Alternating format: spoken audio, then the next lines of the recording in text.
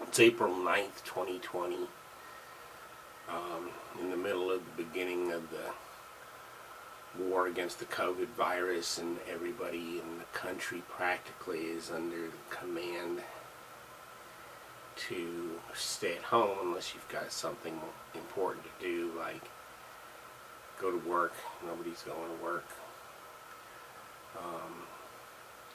except for essential workers. Everybody's staying at home, and now that we're into this 2 to 3 weeks, I'm beginning to wonder what the effect is being on the mindset of the people who can't go anywhere, particularly the more hyperkinetic folks among us. It's not an easy time.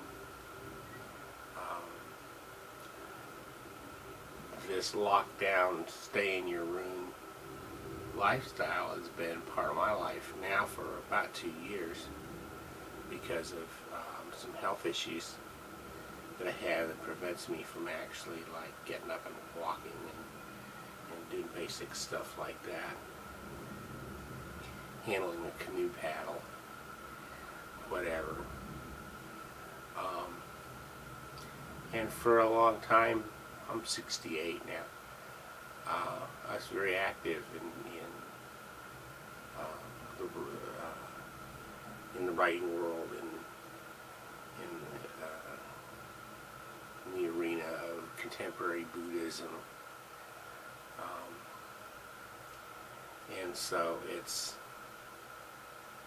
is a book that I wrote. It was published in 2015. It's still very easy to find, and I think contains some answers to questions people might have regarding this time in their lives. Their lives might be growing more worrisome because they're having to work to support their families and support themselves and pay mortgages and car payments and those sorts of things, and now they're out of work and concerned legitimately about what their future is going to be like. Some people are having to hit the reset button, looking like they're having to hit the reset button.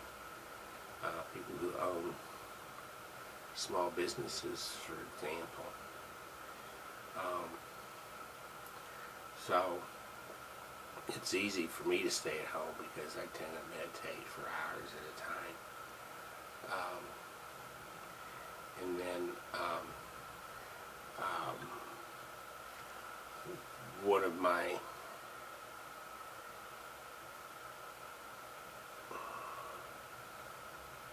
how do you put this?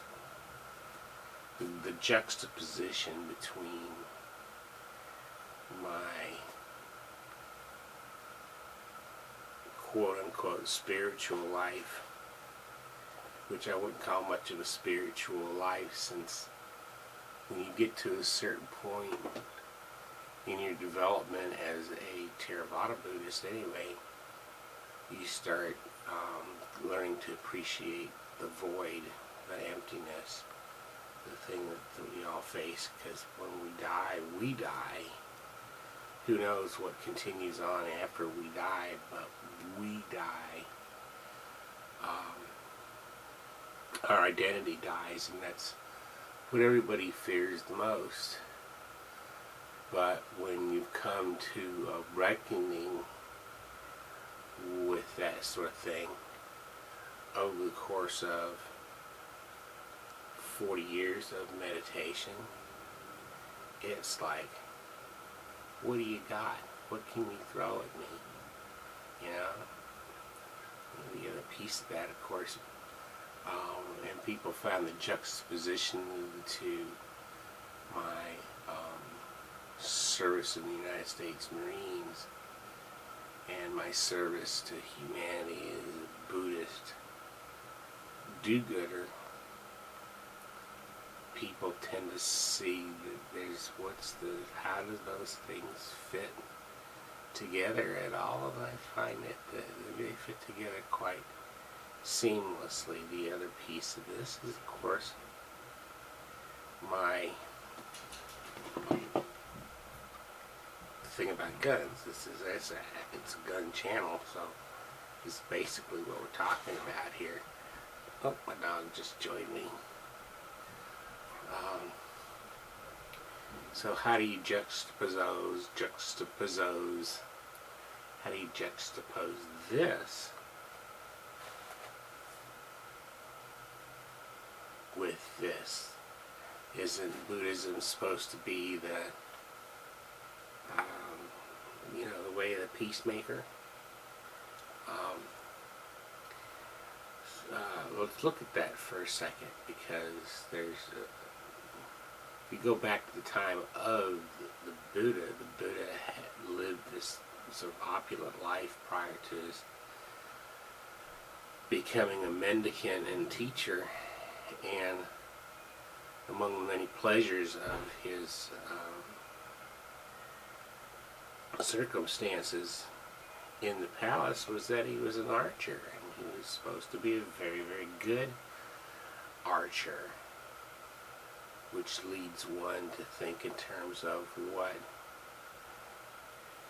demands does archery have on human mind and discipline that are not only similar to the development of the mind and discipline that one tries to achieve through Buddhist meditation, but isn't one just kind of a form of the other. And that's what the thing is for me about my shooting every week.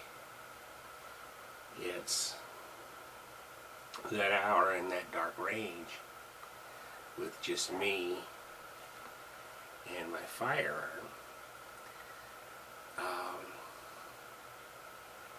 Is a deeply meditative experience, because the concentration that's required in marksmanship or archery, or I would think even something like bowling,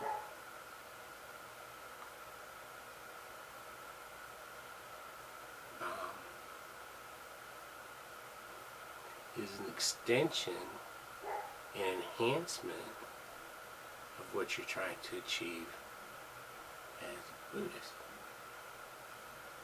That's the way I've looked at it. I've written in the past, if you want to look at the archives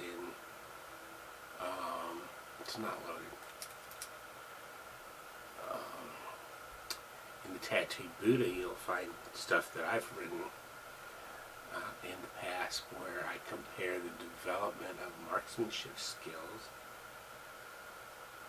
to the achievement of the jhanas, or levels of concentration that you develop through deep Buddhist meditation, particularly Vipassana meditation. I enjoyed writing it. It was kind of inspired, but you start off at a certain level, and then once you get to this sort of steely-eyed level of marksmanship ability, where you don't get all giddy and happy anymore because you've hit the bullseye a couple of times. You're out there and you're all business. This is quite similar to what the mind can achieve in terms of concentrative ability through meditation. We all know that the ability to concentrate is a great thing. You might want to think in terms of ordering my book during this time when you've got a little bit of time on your hands. Read through it and see if any of the things that I learned during my time in the Buddhist monastery in Sri Lanka might help you through this time. I wish wish I could go out in the backyard and practice my concentrative abilities. But, hey, there's always dry firing. So, namaste. We don't say that in Sri Lankan Buddhism, but you know what, fuck, namaste. See you around. This is Streb.